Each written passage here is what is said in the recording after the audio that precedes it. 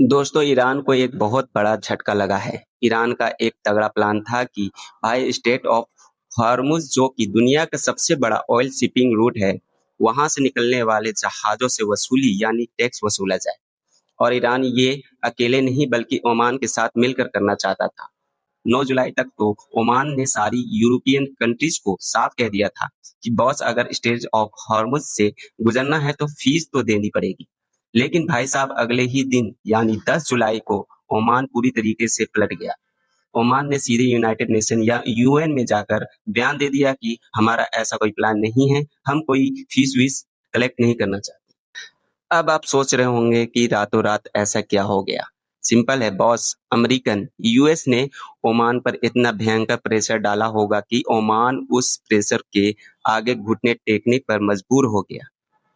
अच्छी बात तो यह है कि 2 दिनों तक एक दूसरे पर ताबड़तोड़ मिसाइलें बरसाने के बाद फिलहाल यूएस और ईरान ने एक दूसरे पर फायरिंग बंद कर दिया है। बीच बचाव करने वाले अब वो कितनी शिद्दत से नेगोशिएट करना चाहते हैं, ये तो भगवान ही जाने। जब तक ये स्ट्राइक चली थी, माहौल बहुत गर्म था।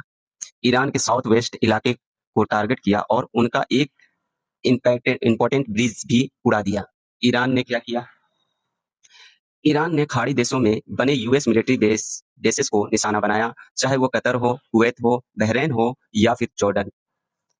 अब ईरान की तरफ से खुली धमकी आ रही है कि अगर अमेरिका नहीं रुका तो वो दो बड़े कदम उठाएंगे। वो एनपीटी से बाहर निकल जाएंगे और अपनी न्यूक्लियर पॉलिसी बदल देगा। मतलब अभी तक सुप्रीम लीडर का जो फतवा था कि हम परमाणु बम नहीं बनाएंगे, उसे वो पलट सकते हैं और न्यूक्लियर वेपन बना सकते हैं। वो बेबे अल मंडे स्टेट को भी पूरी तरह से ब्लॉक कर देगा, जिससे ग्लोबल ट्रेड ठप पड़ जाएगा।